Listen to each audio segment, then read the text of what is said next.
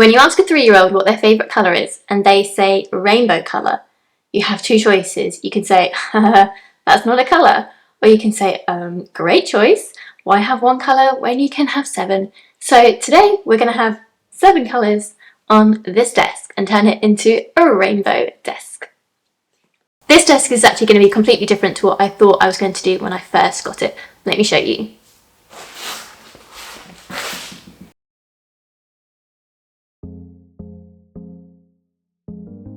My original plan was to take off the ready finish and make it look even more classic. However, I saw on the lid that it wasn't solid wood, so that changed my plan to go from restoration to rainbows. As this was an old desk, it did of course need to start with a bit of a clean. Fortunately, it was in nice condition.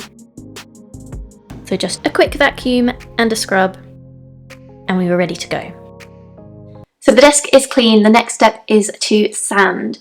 However, I am not convinced that this cheapy wood is going to withstand sanding very well. I think once I've roughed up this finish enough to get the shine off of it, it probably will damage what is underneath.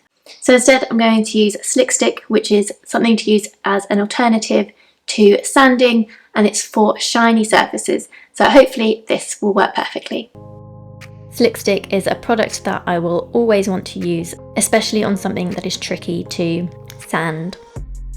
Either because of the material that it is or something that you don't want to permanently damage with sanding. I've even used Slick Stick when painting my fridge.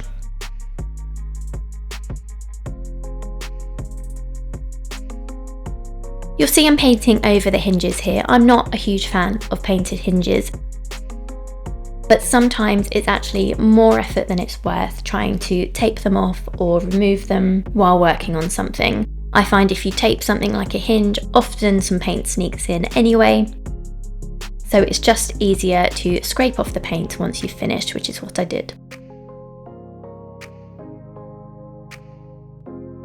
If you're anything like me, the first coat of paint always looks a bit terrifying and you think, oh, what am I doing? This does not look good.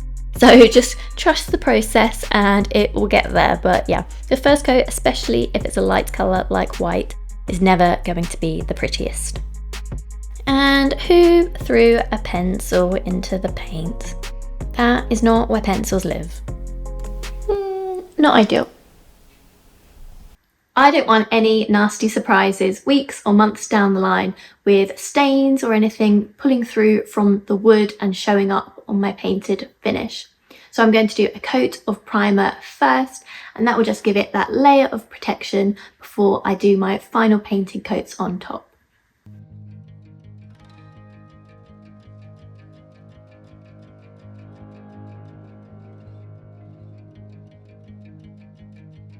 There is a new product actually that combines Slick Stick and primer, so that would be really helpful for combining these steps, but I don't have that. I've just got them individually. So it's one extra coat of paint, but not really an issue. However, if time is critical to you, that might help you get a bit more efficient. I really like having grey as a primer. It's probably just the slightly more pigment that it has in it compared to the white.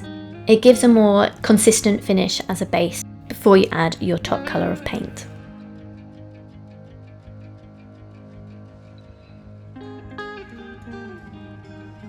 The final stretch before we get to paint the rainbow, and I'm going to do the actual colour of this desk. Now, white seems like an obvious choice, however, white and a child seems like that is going to go badly. So instead I have chosen Serenity, which is a pastel green kind of colour, as a really pretty base before the rainbow goes on top. Don't worry if your paint doesn't look like the right colour when you open the lid, just give it a good stir. Get all those ingredients mixed back together and it's good to go.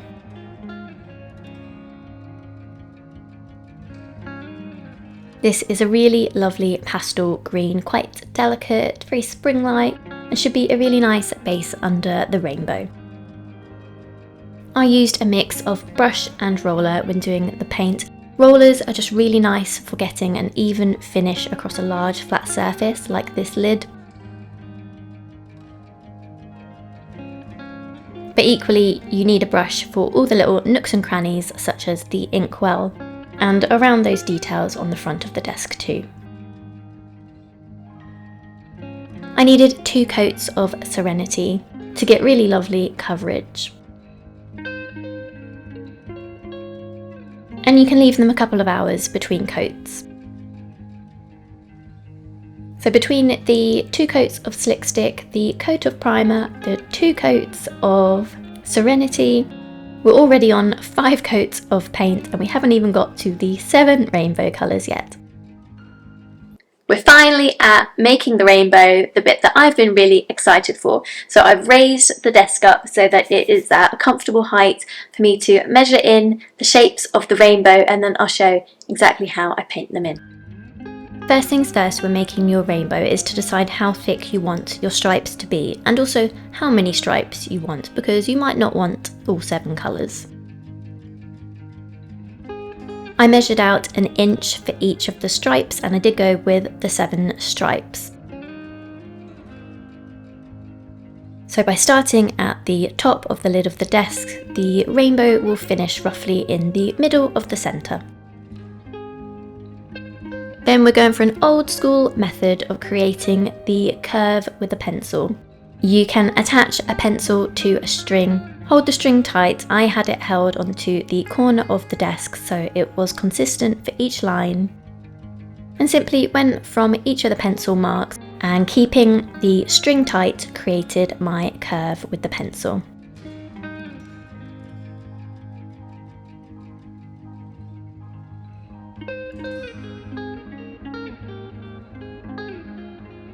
So how to do the perfect rainbow. What you need is this. Now this isn't frog tape. Frog tape also works but not as well. This is precision masking tape, and this is stretchy, so it means you can get it stretched around the curve of the rainbow for a more precise line. And you're adding tape just to the outside of the line so you can still see the line, because that is where you want the paint to be. This tape is really stretchy, that's why it's so good for going around curves. And because it's low tack, you can remove it and readjust it until you're happy with the shape that you've created. Try and flatten the tape as much as you can to push the air bubbles out as you go along. This will give you the best chance of getting a crisp edge with your painting. You can't paint all your rainbow at the same time, you have to leave a gap between each of the colours. So to start, tape off the ones that you will be painting. So in this case, I'm starting with red, yellow, blue and purple. When putting the tape around the edges of the lid, it's a good idea to go face on to where they are to make sure that they are straight down. If the tape makes the rainbow stripes look uneven, they're not. It's simply because I am adding tape to the outside of each of the colours that I'm going to be painting, which is only half of them at this point. Makes the stripes I'm painting look wider and the stripes I'm not painting look thinner, but they are all even. Try not to go too heavy with the pencil, otherwise you will have some dark lines to either paint over or erase before you get started.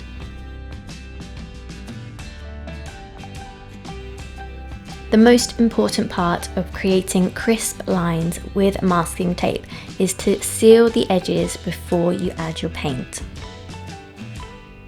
This creates a barrier to avoid the colour of the paint seeping under and bleeding through, so you get your nice crisp edge. You can just apply the sealer to the edge where the tape is. Instead, I added sealer to the entire stripe of the rainbow, as the stripe was only about 1 inch wide anyway. I didn't want there to be a slight ridge in the middle where there was no sealer. Simply leave the sealer to dry and then you can move on to the painting coat. It's a bit of a tight squeeze to get to my paints at the moment. You will find out why probably next week, so let's see what we can reach. Okay, red. I do have an orange, but I think I have an open one, so I'll have to investigate a little bit more. Oh, I really like this green. I've made an entire table with this green. It's bold, but it's pretty. This is a fun blue. Let's do this one. Alright, I've got a nice purple. It's not the purple I was looking for, but if I can't find that, this one's nice too. Oh, I found yellow. Okay. Red, orange, yellow, green, blue. Have to make an indigo. Purple, violet. Alright, I think we've got them. Let's try and squeeze out of here. I only had one of the thicker artist's brush that was about 1 inch thick, which was the perfect size to be painting in these lines. But because I only had one of them, I tested out using these smaller detail brushes, but actually it was a much smoother finish with the 1 inch brush. So in the end, what I did was wash the 1 inch brush between each coat and each colour and just reuse that over and over. It was able to get a lot more paint down and therefore give a nicer finish.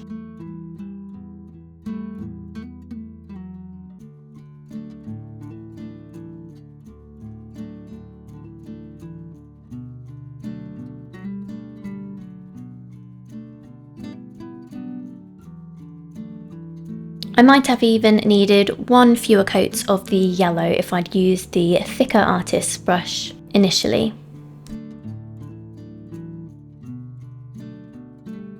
You need to remove the tape at quite an exact time. The paint needs to be dry, but not so dry that it's got a chance of ripping up the paint with it again. I didn't leave the tape on for any longer than an hour after the final coat of each paint. You'll see I skipped taking off the paint on the yellow. That's because it needed more coats than the other colours. Once you're happy with how many coats you've got of the first set of stripes, it's time to tape up the second set of stripes and then add the sealer. This yellow was actually a little bit tricky to add the tape to because it was so close to the colour of the tape. It was actually quite tricky to see where the paint started and the tape stopped. The only downside to this process is that there's a lot of stopping and starting while doing a little bit and waiting for things to dry. It's not many hours of work, but it is work over many hours.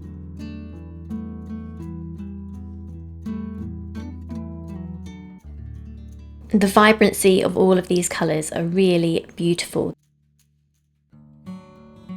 They're all really bright, happy colours by themselves, but together it makes such a nice combination for the rainbow.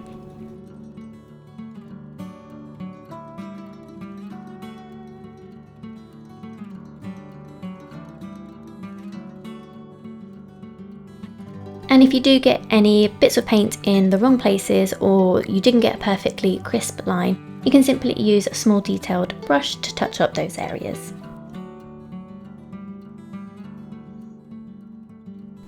After finishing the rainbow on the top of the desk, I decided to add the stripes continuing down onto the sides as well. You could do this all at the same time, then it's a bit of a juggling act between which layers are drying and having the lid raised up. For me, it was just easier to finish the top and then be able to concentrate on the sides.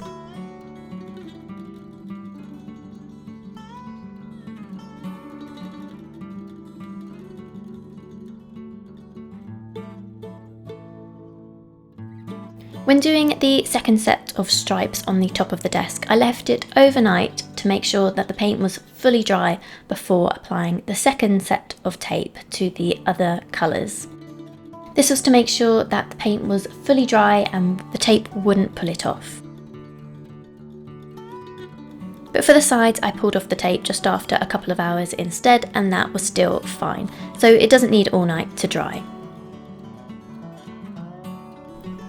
If you've got children, you might agree that they can be some of your trickiest customers and not the easiest to please. This desk was a completely different style to what I initially thought I was going to do. But I've got one happy customer, and that's the most important thing.